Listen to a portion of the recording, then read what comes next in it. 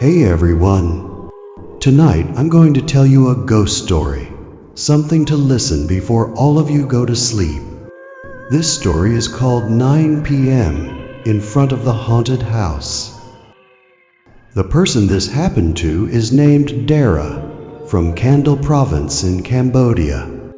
And to make it easier to understand, I'm just going to tell it as if I'm Dara, the one it happened to. Hello everyone listening to the Midnight Voice channel. Right now, I'm going to tell you a true story. It happened many years ago, and I'm not exactly sure what year it was, but I'd guess probably around 2014. One morning back then, a close friend of mine, who I used to study with in university, came to give me an invitation. It was an invitation to his wedding, which was being held on the suburbs of Battambang province, because we were really close friends. And also, he came to my dad's funeral. I just couldn't not go to his wedding. Actually, I wasn't the only one invited. About 5 or 6 other friends who sat near us in class were also invited. I remember one of my friends had a car back then, so he offered to drive the others. But me, I get really car sick, so I decided to ride my own motorbike instead. When we went, I asked one friend to ride with me so we could chat along the way. But on the way back, he drank too much and was really drunk, so he asked to ride in the car with the others, leaving me to ride my motorbike alone.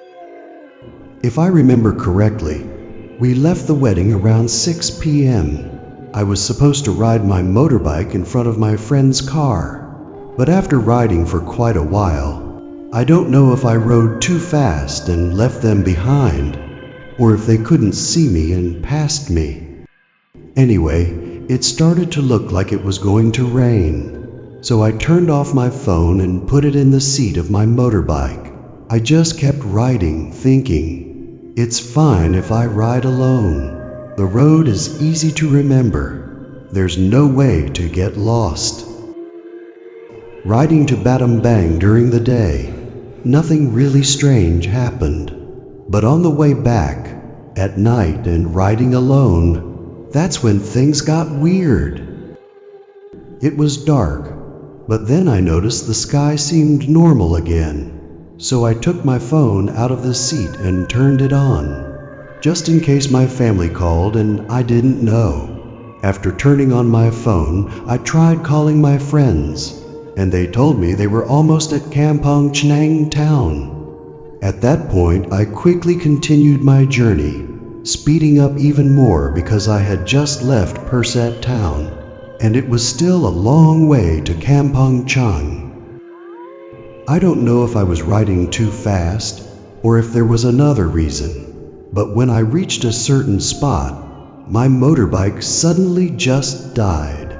For me, that moment was probably the unluckiest time of my life, because where my motorbike died was right in front of a haunted house that's been famous for generations.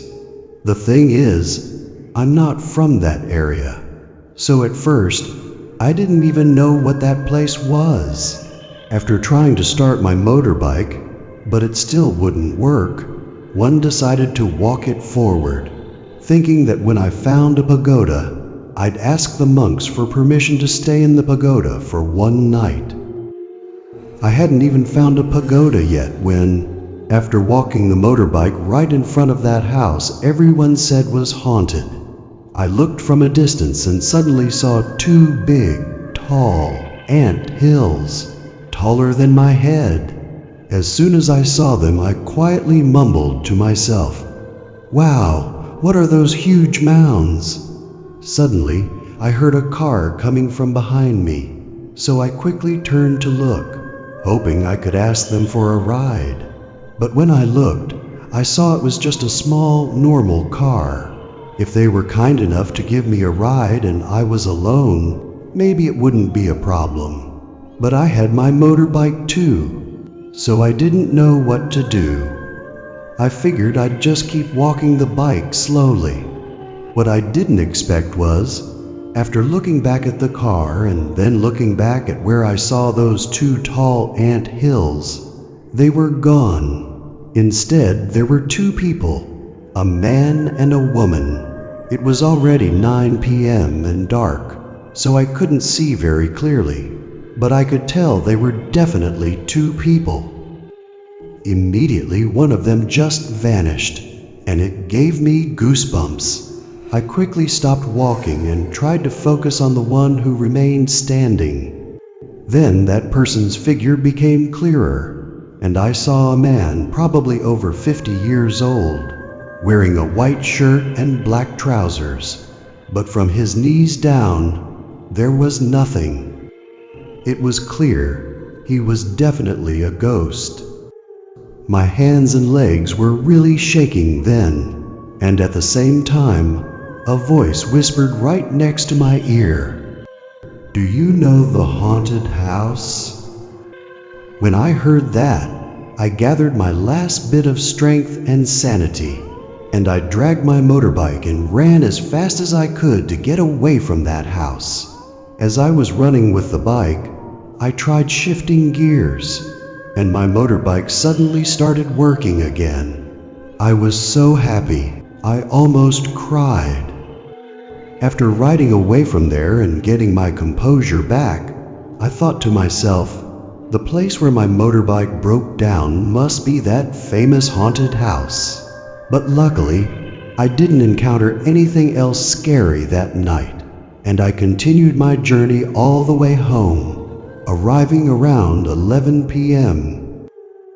Thank you everyone for taking the time to listen to my story.